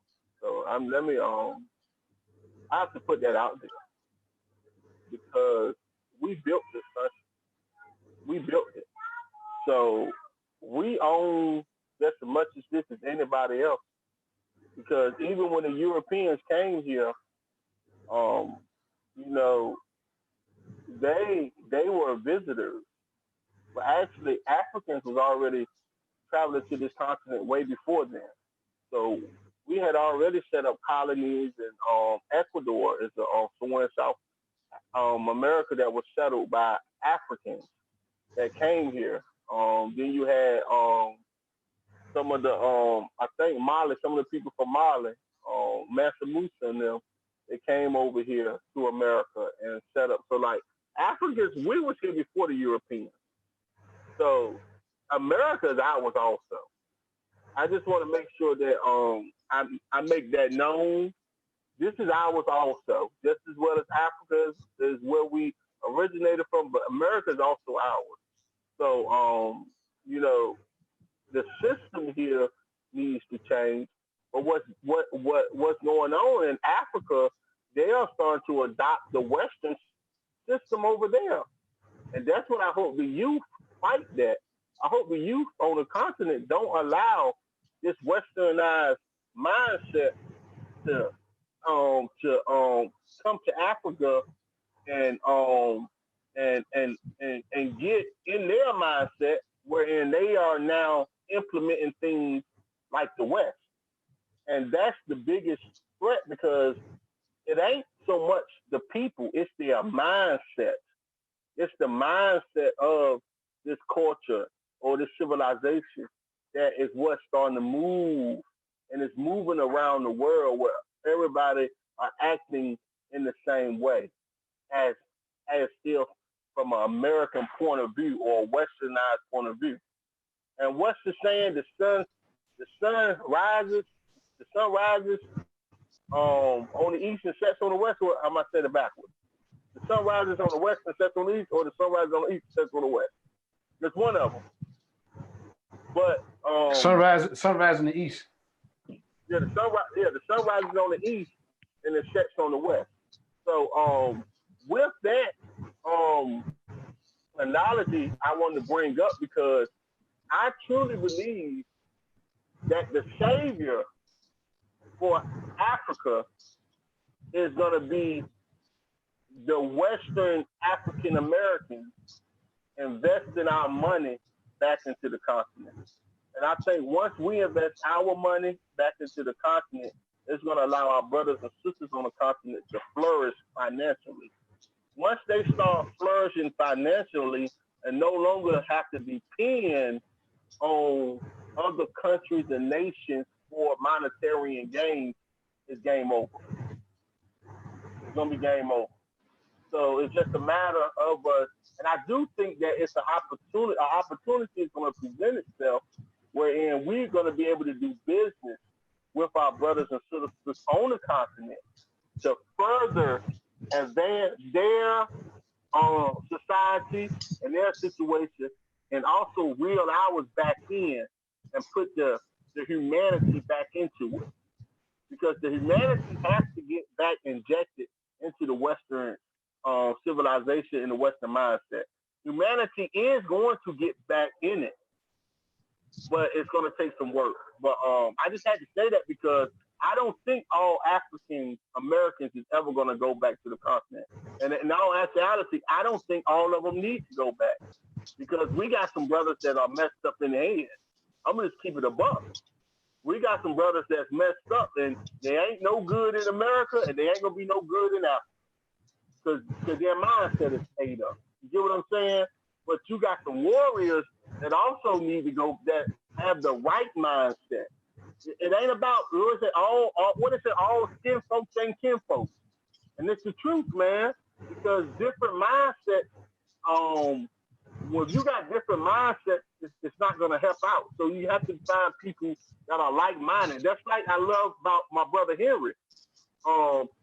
When I listen to him talk, he has the mindset of me, even though, it's a little bit different, but we still connected on the type of mindset and the type of person that he is. My energy, our energy attracts each other because we're on the same wavelength. And we see the same thing. We want growth.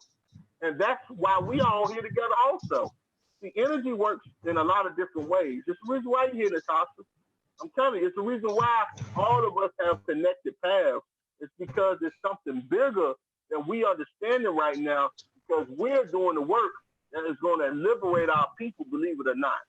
We're doing it and it's going to liberate our people. And it's just a matter of us keeping our foot on the pedal, keep moving, keep finding more like-minded people, and also get to a point where we can start all doing business together. And once we start doing business together and start making money together, it's really going to be a wrap.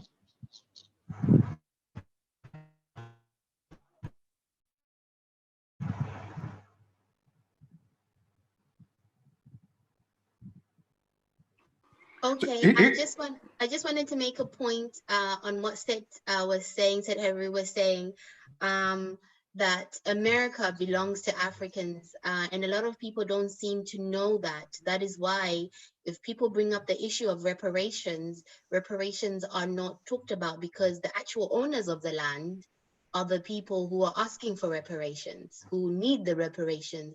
That is why they will never give the reparations. I love the point that you talked about, that not everybody is going to leave America or Europe, which is correct, because I spoke about this on one of my videos. I said there are people who are just calling out for everybody to leave and stuff. There are certain people we do not need who have been infected and affected by the Western world to the point where their spirits are sick. Their spirits cannot be revived. We don't need that kind over there. We don't. Sorry to say, but we don't need. And then another thing is those who may not leave and come to the continent, that is also a great thing because the continent is going to always need intel. It's always going to need information.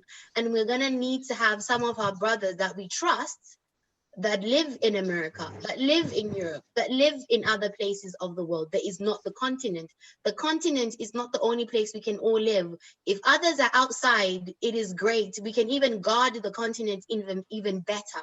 I think that is a mindset that we need to be prepared for because we can't take everybody into the continent because the continent has its own problems. They've got criminals as well on the continent. They've got corrupt soldiers. Look at the Congo. For people to have iPhones, the Congo is going through a never-ending civil war in every village, and they are raping women. If anybody watches what is going on in Congo, it is frightening. It is the most wealthiest country on this planet Earth. Congo has endless minerals, diamonds, and everything. And cobalt is what they use in people's iPhones. To have an iPhone, children are dying in the Congo. So I genuinely believe that not everybody is going to be living on the continent because the continent itself has its own issues that need to be sorted out. So if others stay out of the continent, at the end of the day, information is vital. People in the diaspora always think, how the hell can I help the continent? Do you know the amount of information we have as diasporans? How we can share this information in Africa? people back home, the one thing I love about people on the continent, they are very receptive to information, very receptive.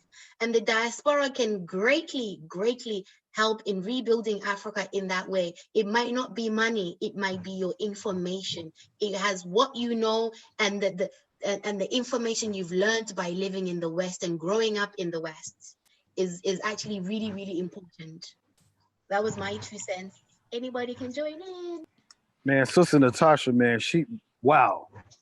Wow, you are like a wealth of knowledge, man. My hat's off to you. I mean, man, it's amazing to be able to meet a sister, you know what I'm saying, with your level of knowledge and intellect and passion for their people. You know what I'm saying? And something you said about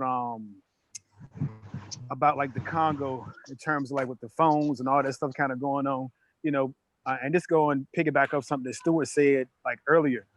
Again, you know, everybody having an ideology to me is like the best thing, because then you have rules and guidelines on the way that you going to conduct yourself. Like when you go to school, you have rules and guidelines. There's certain things that you just don't do. When you do those things, then you're subject to whatever consequences that it is. Like over here, we have a thing like in America, like you don't snitch. You know, somebody in the neighborhood kills somebody, you don't snitch. Whatever it is, you don't snitch nobody. And I'm with that to a degree. Like if there's somebody in my neighborhood who's molesting little kids or setting people up, like I'm not having that. You get what I'm saying? That's not on my watch. No, you ain't finna be molesting no kids on my watch, because one of them kids could be mine. And I feel like you need to be dealt with. And so that's the thing, you know, we have to figure out a way, like, look, what they're doing, when you go out here and you're doing things to you're starting civil wars and you promoting negativity with your people, then I feel like you should be dealt with. Everybody may not agree with that. It makes you feel like that's aggressive, but that's what anybody does that.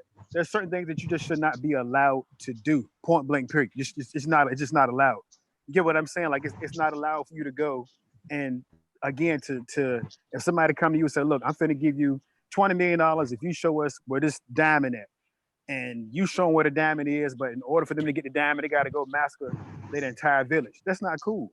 There's no amount of money that's worth that. So you willing to give up your soul only so you can profit something. You lose your soul in the process. That's not cool. And so like that should never be a thought in your mind. Like, no, I'm not gonna go and sacrifice my soul on the backs of my people. And a lot of times we do that. You get what I'm saying? We would do that. We say, well, I'm going to make an X amount of money, so I don't care about Natasha. I don't care about Nayab. I don't care about Brother Henry or Brother Heru, because I'm going to profit this amount of money. Then they need to figure this out for themselves. But again, like I said earlier, we have to realize that Natasha kids is my kids. I mean, not like physically, but those are my kids. It's my little niece and nephew. So if I go and show them where this diamond is, they don't care about this village. They're going to kill my family. And who's to say once they don't kill them, they go kill somebody else? Like, no, they can't be allowed. Not on my watch. And you have to be willing to stand for that. You get what I'm saying? Like you have to be willing to stand for it. And if you're not willing to stand on it, you need to move out the way. Get out the way. I love your points. I absolutely love your point, because as I said earlier on, Britain didn't really house slaves, but on the other hand, they were not treating their poor people very well here in England. And we should all remember that there was something called treason before. You go against the crown, you go against the queen, there was treason. Exactly what brother is saying about if you go against something, if you go against the code, there has to be consequences. And if we're ever going to rebuild each other as a nation or as people, there has to be consequences. If you do something that is not in guideline with the community, with the people, what is it that historically the Europeans can execute people for going against the smallest thing that the crown says you cannot do? They used to execute people for stealing a rich man's hat. They will execute you. But when we say in our own community, if we are pro-Black, you are a terrible person. If there's going to be consequences, it is not a bad thing, brother. Brother Master, what you are saying is true. My child is your child.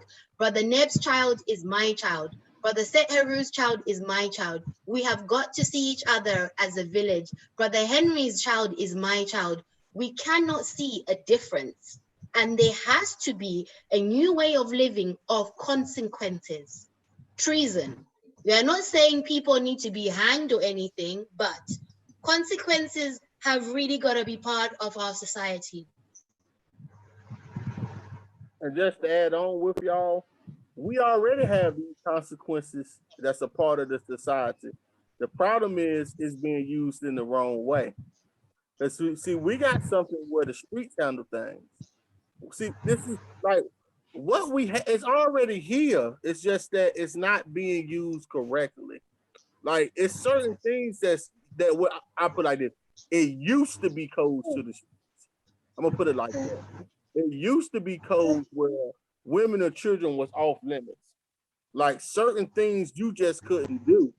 It used to be code now, but they about gone. But I do believe that we can always get back a code of conduct where the community can handle things ourselves. And I think it still happens to a certain extent, but we don't know about it like that. But we have to get back to that, wherein we got universal laws and certain things you cannot do. Like you can't get on national television and dog the black community. It ain't something that you can do. Like we can fight, we can fuss and fight in the backyard, just like a family. You know, when you have a cookout with a family, you got a family member, y'all have a problem, y'all go in that backyard and y'all fight it out. But when y'all come in the front yard, y'all are united as a family. So when the world see us, we united. But yeah, we got a lot of internal fights, but we don't never let nobody else exploit our internal fights because we use our internal fights to make our bond stronger as a family. That's the whole purpose of the internal fights, is to make our bond stronger. But we have to adopt, and Tariq Nasheed he's very right about this when he said we need a code of conduct. We don't need no more leaders because leaders can get killed. You can kill a leader, but you can't kill the ideology. You can't kill a mindset. So when you got a million people that got the same mindset, you can't kill that mindset because that mindset gonna get passed on. But you can kill a leader. So we have to get back to understanding and actually coming up with a code of conduct that we have to live by. And there has to be rules and laws to this, and there's consequences if you break these rules and laws. You know, and that's just a part of life, y'all. And it ain't nothing personal. It ain't against nobody. It's just life, because that's how you build a nation. You can't have a lawless nation, or you're not going to have a nation. You get what I'm saying? You have to have laws, and you cannot have sisters over here begging for men in the UK, brothers. Like, y'all better get y'all act together. Like, I don't know what the hell y'all doing over there, but y'all better get yourselves together. No, for real. Like, y'all need to get yourselves together. And like, I mean, I don't know, but they need to get themselves together. Like, we can't have this. This is we're talking about genetic what's that, annihilation. You talking about people dying out because the women, if our black queens ain't having children, what's going on? Like, how we repopulate the earth? You know, we can't have that. And y'all listen, man, I'm sorry, but we're gonna have to cut this thing about short, about 2 more minutes. We have been up here for 2 hours. So what I want to do, I want to give everybody the opportunity to get their final statements, to close out, let people know where they can find you. You know, let them know how they can get in contact with you. If y'all want to get in touch with the sister Natasha, get information. But we need some more strong black queens like her out here that ain't afraid to actually sit down and talk. You know what I'm saying? So we can help rebuild this warrior class. But I give everybody a chance to close out, you know, and let everybody know where they can find each other at.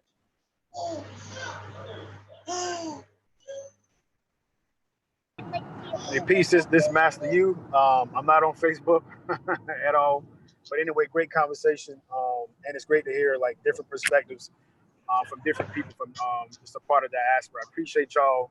I love y'all, and yeah, whatever I can do for you, please let me know.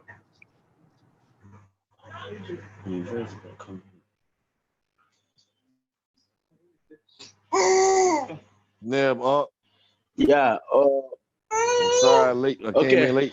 Got off work and everything. Yeah, and I understand very well what is going on. It's very nice. That is a good suggestion. You know, if really we want to do something for a great future for our own children, how we say that we are one, our children are one, and that is the best idea in life. In which once we are united together, we're gonna make it. So I suggest, in my own opinion, being the way things goes on here in Africa, we have leaders, but we don't have a good leader. Sometimes we try to have the good ones here who can help Africa to grow higher in the world. But most of them, they always come for their own selfish interest in order to get what them and their family will eat based on the resources we have here in Africa. Like what my sister said here about the people in Congo. When you use iPhone, you face a lot of things. Like when you said UK want to stop as such, but stop as such keep on going on here. When they see you somehow, like some people, they will put some spread in their head, look haggard. When you walk in that way in the street, police, when they see you, they will do stop aside. But when you look decent, honest in your way of moving and things you do, I think you live in Africa without having any problem. So if we can be able to join our voice together and put a stop in some certain things, and people will hear from us. And before you realize, I believe that we are going to make a black nation, and all the blacks all over the world.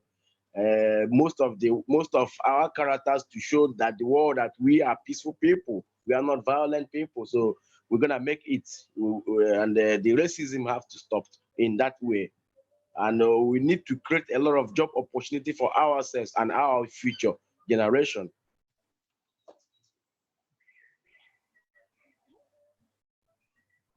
Hi, brothers. I've absolutely enjoyed each and every one of these opinions, hearing you all speak. My last final words are going to be, we must become like the Sankofa bird. The Sankofa bird looks to what? To the past, to its roots. That is what we need to become like. We need to have Ubuntu, you know? Ubuntu is very important for all of us. I think the way we are going, the conversations we are having, the way we are speaking, it's great, because the people before us, they wrote many books, they said many things, but they never achieved the goal of having us all, the African race all over worldwide. We come from one person, we are one people, we are no different to each other. I think something is already starting to happen. We are doing it, and I think we are doing the one day at a time, step by step.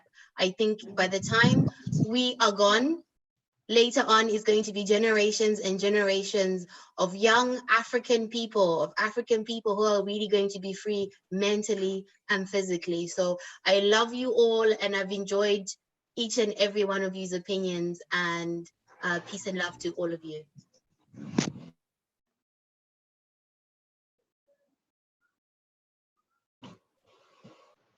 Brother Nabat, are you here, brother? I think the brother probably ain't here. All right, well, again, I thank all y'all for taking y'all time out to come to the show and watch us. I thank you, Sister Natasha, for coming. You always welcome. I invite you the next time. I thank you, Brother Henry. It's always good to have you, brother, from the continent up here, because it's always good to have somebody that got feet on the ground that we can get in contact with, so we can do business with, and we can grow together. I thank the rest of my panel members, Master you always come through. Brother Nabat, you always come through. Neb, even though you dip, I thank y'all. And, we're going to move forward with this. And, my closing remarks is, it's not going to be too much. It's just conversations like this is good, but it's better when we start acting on the words, because we have to put action to what we say. And, with that being said, we are building us a nice, I want to say, group of people, or a nice small family, so we can actually start doing big things and big business. And this is history that's being made. We're speaking this into existence, and it's gonna happen. And and I'm gonna end with this. Hey, you brothers over there in the UK, get your mind right. Y'all got to get y'all mind right, man. We all got problems. Trust me. I got problems of my own. We all have problems. But at the end of the day, you got to get your mind right. You got to love your black queen. You know what I'm saying? The black women, we are their protectors at all costs. We protect our black women and our children. And if that means we have to lose our life to protect our queens and children, that's our job. With that, I'm gonna say peace and black power, family. And you know, I thank y'all. Hold on, let me start recording.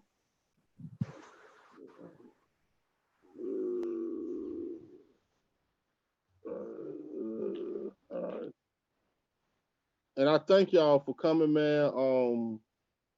I think I'm still live.